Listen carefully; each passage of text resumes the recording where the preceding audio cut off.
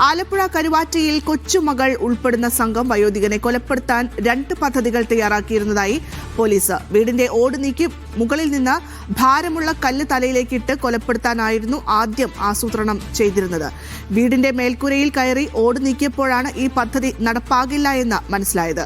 അന്വേഷണ ഉദ്യോഗസ്ഥർക്ക് മുന്നിൽ പൊട്ടിക്കരഞ്ഞ 13-കാരി മാതാപിതാക്കളുടെ സ്നേഹം അറിഞ്ഞിട്ടില്ല എന്ന് പറഞ്ഞു.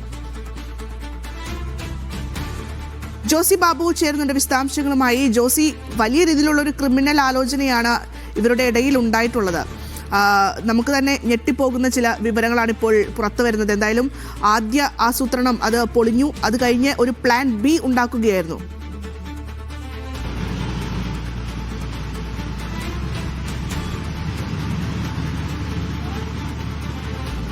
ഭദ്ര, കരുവാറ്റയിലെ കൗമാരക്കാർ ഉൾപ്പെട്ട കൊലപാതക കേസിൽ ചില നിർണായക വിവരങ്ങളാണ് ഇപ്പോൾ പുറത്തു വരുന്നത്.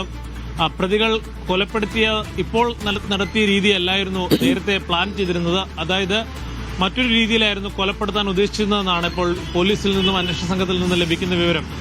ഈ കൊല്ലപ്പെട്ട 65-കാരനെ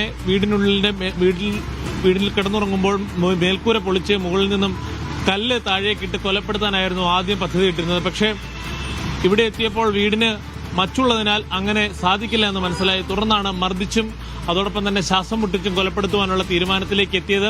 ആ ദൃശ്യങ്ങളടക്കം 13-കാരിക്ക് ഈ സുഹൃത്തും അയാളുടെ കൂട്ടുകാരും അയച്ചു കൊടുത്തു എന്നുള്ള കാര്യവും ഇന്നലെ തന്നെ പുറത്തു വന്നിരുന്നു. എന്തായാലും ഈ ചോദ്യം ചെയ്യലുമായി ബന്ധപ്പെട്ടുകൊണ്ടുള്ള നടപടിക്രമങ്ങളൊക്കെയും പൂർത്തിയായിട്ടുണ്ട്. ചോദ്യം ചെയ്യലിൽ വളരെ ഭാവഭേദങ്ങളില്ലാതെ വളരെ പക്വതയോടെയാണ് ആദ്യഘട്ടങ്ങളിലേക്ക് മറുപടി പറഞ്ഞ ഈ 13-കാരി. പക്ഷേ കുടുംബാന്തരീക്ഷവുമായി ബന്ധപ്പെട്ടുകൊണ്ട് കുടുംബത്തിന്റെ പശ്ചാത്തലവുമായി ബന്ധപ്പെട്ടുകൊണ്ടുള്ള ചോദ്യങ്ങളായപ്പോഴേക്കും പെൺകുട്ടി പൊട്ടിക്കരഞ്ഞു എന്നാണ് അറിയാൻ കഴിയുന്നത്.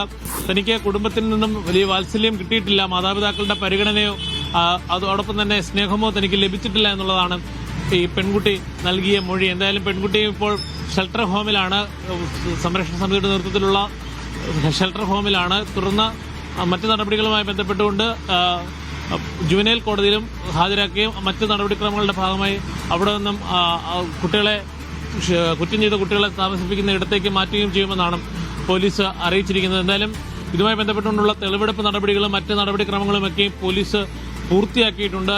ഈ കൃത്യം നടത്തിയത് അന്ന് പരവൂരിലുള്ള ഈ പ്രതികൾ ആൺസുഹൃത്തും അയാളുടെ കൂട്ടുകാരുമൊക്കെയും വൈകിട്ട് ഹരിപ്പാട് മാവേലി എക്സ്പ്രസിലെത്തി അവിടെ നിന്നും കരുവാറ്റയ്ക്ക് ബസ്സും അതോടൊപ്പം തന്നെ ഓട്ടോറിക്ഷയും ഉപയോഗിച്ച് എത്തി അവിടെ വെച്ചാണ് പിന്നീട് ഈ കൊലപാതകം നടത്തിയതെന്നും കണ്ടെത്തിയിട്ടുണ്ട്. വൈകിട്ട് മടങ്ങിപ്പോയപ്പോൾ ഹരിപ്പാട് എന്നിവരെ ഭക്ഷണം കഴിച്ചതായും തെളിഞ്ഞിട്ടുണ്ട്. എന്തായാലും ഈ കൊലപാതകം ഉറപ്പുവരുത്താനായി 13-കാരി 2 തവണ വീട്ടിൽ എത്തി അവിടെ പരിശോധന നടത്തി മടങ്ങിപ്പോയി.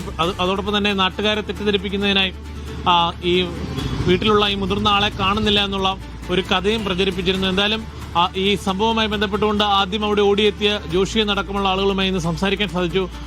അദ്ദേഹം പറഞ്ഞത് ഒരു ഭാവഭേദവും ഇല്ലായിരുന്നു, പെൺകുട്ടി പൊട്ടിക്കരയുകയൊക്കെ ചെയ്തു. ഈ മൃതദേഹം കണ്ടപ്പോൾ അപ്പോൾ കുട്ടി പ്രതിയാകുമെന്ന് ഒരിക്കലും കരുതിയില്ല. എന്തായാലും നാട്ടുകാരൊക്കെ ഇതിന്റെ ഞെട്ടലിൽ നിന്ന് മോചിതരായിട്ടില്ല. സാധാരണ ഒരു വീടാണ്, ആ വീട്ടിലാണ് ഇത്തരം ഒരു സംഭവം ഉണ്ടായത്. എന്തായാലും നാടിനെയാകെ നടുക്കിയ സംഭവത്തിൽ നാളെയാണ് ഈ കൊല്ലപ്പെട്ടയാളുടെ സംസ്കാരം നടക്കുക. ഇപ്പോൾ വാടകയ്ക്ക് താമസിക്കുന്ന വീടിനോട് ചേർന്ന് നിർമ്മാണം നടക്കുന്ന വീട്ടിലായിരിക്കും ഈ സംസ്കാര ചടങ്ങ് നടക്കുക. ഇപ്പോൾ ഹരിപ്പാട് താലൂക്ക് ആശുപത്രി മോർച്ചറിയിലാണ് മൃതദേഹം സൂക്ഷിച്ചിരിക്കുന്നത്. എന്തായാലും 2017 പുറത്തിറങ്ങിയ തമിഴ് സിനിമയായ സ്പൈഡർ എന്ന സിനിമയിൽ നിന്നും പ്രചോദനം ഉൾക്കൊണ്ടാണ് ഇത്തരത്തിൽ കല്ല് മുകളിൽ നിന്ന് താഴേക്കിട്ട് കൊലപ്പെടുത്താം എന്നുള്ള ആശയം കണ്ടെത്തിയതെന്ന് പോലീസ് പറയുന്നുണ്ട്. അതോടൊപ്പം തന്നെ ഈ വളരെ പ്രൊഫഷണലായിട്ടാണ് ഈ കൊലപ്പെടുത്തിയ ശേഷം ഈ വയോധികന്റെ കൈകാലുകൾ കെട്ടിയിട്ടത്. അതൊക്കെ സമൂഹ മാധ്യമങ്ങൾ വഴിയും അതോടൊപ്പം തന്നെ മറ്റ് സോഷ്യൽ മീഡിയയിലെ മറ്റ് ഇടങ്ങളിൽ നിന്നുമൊക്കെയാണ് ഈ വളരെ പ്രൊഫഷണലായി ഒരാളെ കെട്ടിയിടാനൊക്കെ പഠിച്ചതെന്നുള്ള കാര്യവും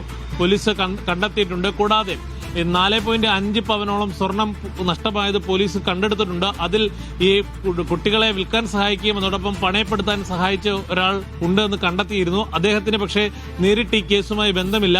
ഈ കുട്ടികളെ കൊലപ്പെടുത്തിയാണ് മോഷ്ടിച്ചാണ് ഈ പണം സ്വർണവും അവിടെ എത്തിച്ചതെന്നുള്ള കാര്യം ഈ പണയപ്പെടുത്താൻ ഇടനില നിന്നാൾക്ക് അറിയില്ലായിരുന്നു എന്നാണ് പോലീസ് പറയുന്നത്. അതുകൊണ്ട് അയാളെ പ്രതി ചേർക്കില്ല. എന്തായാലും പെൺകുട്ടിക്കും അതോടൊപ്പം തന്നെ മറ്റു പ്രതികൾക്കുമൊക്കെയും കൗൺസിലിംഗ് അനിവാര്യമാണ്. അതിനുള്ള നടപടിക്രമങ്ങൾ നടത്തിയിട്ടുണ്ടോ എന്നും പോലീസ് വ്യക്തമാക്കുന്നുണ്ട്. ഭദ്ര.